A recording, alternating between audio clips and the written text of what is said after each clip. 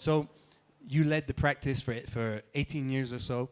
And so I feel almost Ethiopia is at this incredible place right now. It's huge, from huge opportunities, lots going on.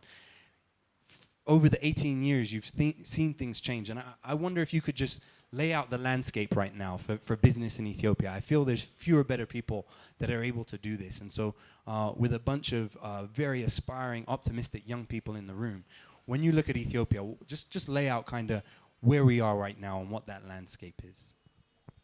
So, in very few short words, the opportunities in Ethiopia today and going forward is enormous. I like numbers, so I use numbers to tell a story, right? Back in '98, let's forward it to 2000, okay?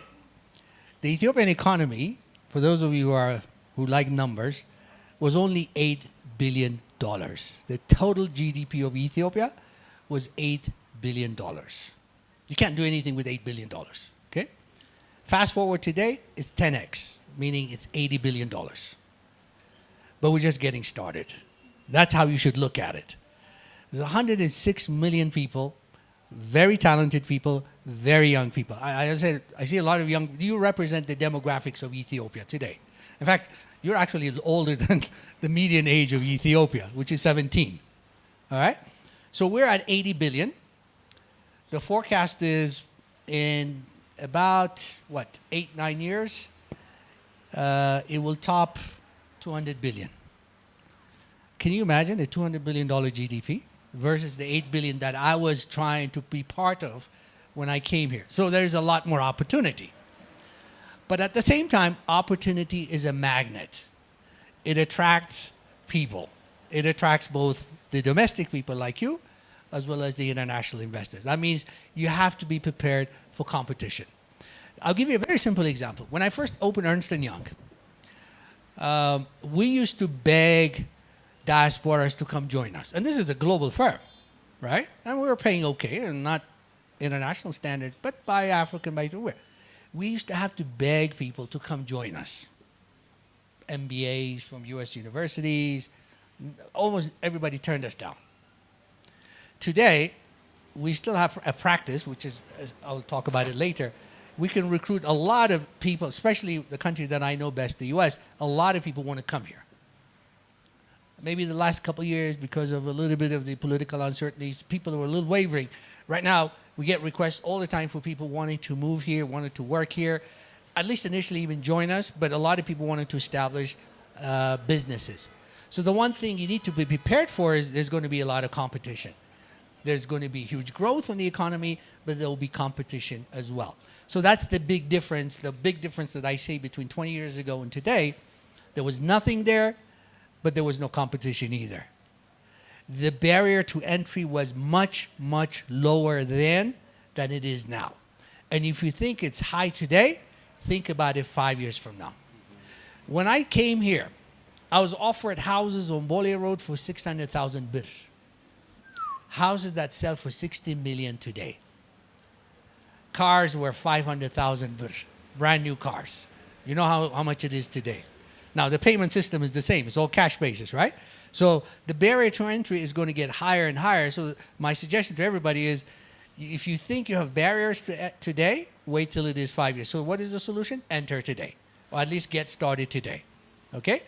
The other message I have is, even with me, when I wanted to really started to come back here and do business, a lot of people were saying, are you crazy? What the hell are you going to do in Ethiopia? I'm sure there are a lot of naysayers even today who are telling you, what the hell are you going to do in Ethiopia? There's a lot of, yes, there's a lot of bureaucracy. It's a given. But there's a lot of opportunities as well. So the comparison is this. A lot more opportunities, but there will be a lot more competition. For those who determine, like the girl I saw earlier, the paper girl, and I'm sorry, the paper lady, okay? The paper manufacturer, the industrialist.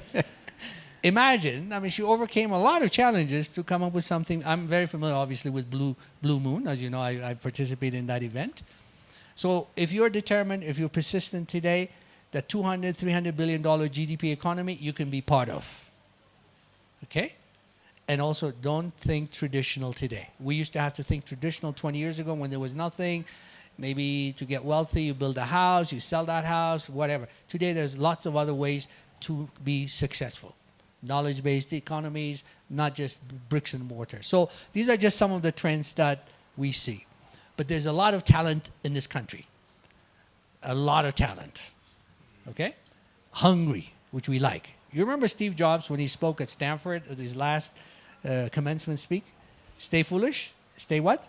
Stay hungry. Yeah. And we see a lot of very hungry, I mean that in a good way, a lot of young people, very hungry, very determined to make things happen. Yeah. Okay? And the fact that this room is full to the brink as it is a testament of that. This hunger exists. You guys are here to get insights. You're here to hear the wisdom that Zemedeneh has to share. And I feel it's harnessing that hunger and taking it for opportunities. Well, you speak of all this opportunities, Zemedeneh. Where do you see this opportunity? What sectors, what businesses in particular, where do you see an opportunity? Well, the short answer is in everything, right? Again, we use numbers. And also tell you, to answer your question, maybe I should share with you what I do and how I go about investing, because I look for opportunities. About 6 years ago, a couple of very young guys from Holland, they called me out of the blue, and they said, we're coming to Ethiopia. We have a very bright idea. We'd like to discuss with you. We might want to invest with us. They came. They're from Holland. Where did we have lunch? Amsterdam restaurant. I don't think it was a coincidence. Anyways, they pitched me this idea about something which we now take kind of for granted, but 6 years ago was innovative. The law didn't even allow it at that time, but it's mobile payment, agent banking. That company is called Hello Cash. Some of you know Hello Cash, right? I swear to God, I bought into the idea over lunch. And then a few weeks later, we wrote them a check. Purely as venture capitalists. I said, okay, this sounds like good. You know, venture capital is pretty scary, right? But we love the idea. I'm not a technology guy, but I knew this thing someday will get somewhere. Even a layman like me who's about technology could see the opportunity. So when you ask me where I see opportunity, is in everywhere. Today, Hello Cash is a very sizable business, very successful. There are a couple others like us as well. So we look for opportunity. So where do I see opportunity? One, in technology. So my private equity firm has invested, it probably is not a brag, the largest implementer of Oracle and SAP in Ethiopia and probably in East Africa. It's called a company called Fairfax Technologies, okay? Again, we saw the opportunity. We see that the uptake very soon, huge uptake in the technology space in Ethiopia. We've invested in that.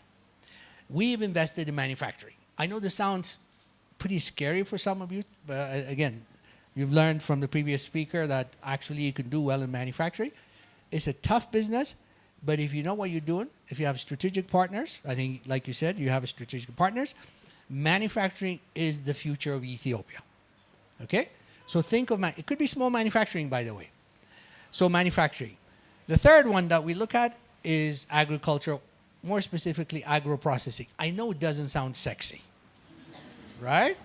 Doesn't sound sexy like technology, I don't know, fashion designing, whatever it is the young people get excited about today. But I got to tell you, that's also a place where there's a huge opportunity. I think there was a guy here from Switzerland. Yeah. So I'm going to tell you a story, guys. He was talking about value addition to coffee, right? I think that's what he was talking about. So forgive me, I'm going to be very frank here. Oh, it's not your company. Oh, then. See, we got a very smart guy. He's already disowning what he said in the beginning. So before he even said, here's what I have to say. So let me tell you what. So I'm going to talk about opportunities, right? So about a month and a half ago, maybe a little longer, I was in Paris on business, okay? Those of you who know Paris, there's this beautiful street called Champs-Élysées. Champs-Élysées is the most beautiful street in Paris. The only stores you can have on Champs-Élysées are high-end stores because the rent is extremely expensive. There's a reason why I'm going to connect it to this agricultural thing. You all think it's not sexy, maybe not profitable. I'll tell you how profitable it is. So we're walking down Champs-Élysées. You see Dion, Louis Vuitton, all these high-end, very expensive luxury products who can afford to pay the rent on that street. These are the flagship stores, right? So we looked at Louis Vuitton. I said, fine. We walked down a couple blocks, and we see a store that looks almost like Louis Vuitton. Louis Vuitton, you know, they sell $10,000 bags, $50,000 bags. Or if you are, I don't know, Ivanka Trump, you pay $200,000. I don't know. But they do sell high-end stuff, right? There's another store. It looks just like them, gold-plated, beautiful. And we say, why does Louis Vuitton have two stores on Champs-Élysées? No. It's not Louis Vuitton. You know what it is? Nescafe. You guys know what Nescafe is? It gets better. So when you think of it gets better. Well, it gets worse, actually. So we looked at it and said, we got to go in and check this place out. When we go in, you know how they pay the rent of that place? You know what you see? The first thing you see when you walk in that place, a big sign, you know whose coffee is there? Exactly. Ethiopian coffee.